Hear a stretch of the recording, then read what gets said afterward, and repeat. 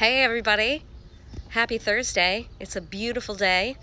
I'm at No Ink Shipyard and at the CETO headquarters for Southeastern Connecticut.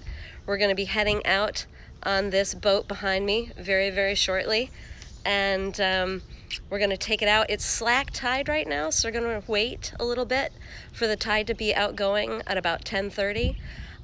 So I'm just signing on to say hello for the Are We Reaching You project.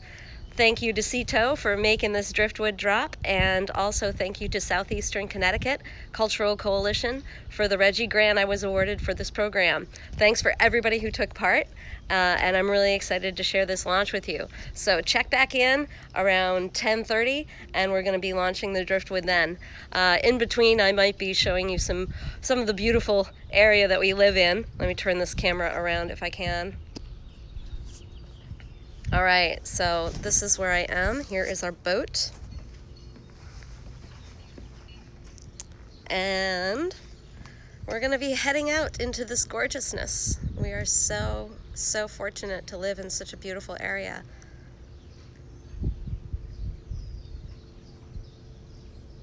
We got a perfect day. I thought it was gonna be rainy, but we're loving it. Got some good luck.